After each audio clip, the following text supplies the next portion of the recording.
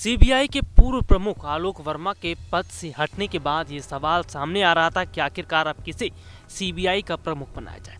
लेकिन सभी बातों को ध्यान में रखते हुए आखिरकार इस पद के लिए आईपीएस अधिकारी ऋषि कुमार शुक्ला का नाम तय किया गया और उन्हें सीबीआई का नया डायरेक्टर नियुक्त किया गया। लेकिन क्या आप जानते हैं कि आखिरकार कौन है सीबीआई के नए डायरेक्टर ऋषि कुमार शुक्ला? अगर नहीं तो हमारी इस रिपोर्ट को ध्यान से सुने, क्योंकि इस रिपोर्ट में हम उनसे जुड़ी बड़ी ही अहम जानकारी आपको बताएंगे। आपको बता दें, ऋषि कुमार शुक्ला मूल रूप से ग्वालियर के रहने वाले हैं। उनका जन्म 23 अगस्त 1960 में हुआ था।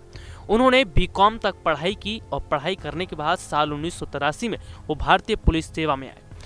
उसके बाद साल 1985 में उनकी नियुक्ति मध्य प्रदेश के रायपुर जिले में सीएसपी के तौर पर की गई थी।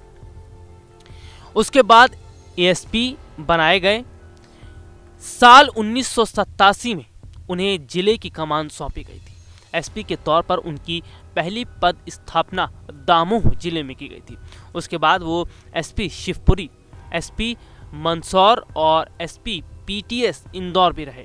वहीं समय बदलने के साथ साथ साल 1992 से 96 तक केंद्र में प्रतिनियुक्त पर थे। लौटने के बाद उन्हें एआईजी प्रशासन और डीआईजी सुरक्षा की महत्वपूर्ण जिम्मेदारी सौंपी गई थी। साल 2004 में वे एक बार फिर प्रतिनियुक्त में चले गए थे और 2007 में वापस आए थे और इस दौरान वे सीबीआई में कार्यरत थे।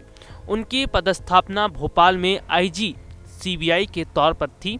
प्रदेश वापसी के बाद आईजी एसएफ भोपाल, आईजी सुरक्षा और आईजी एसटीएफ के पद पर रहे।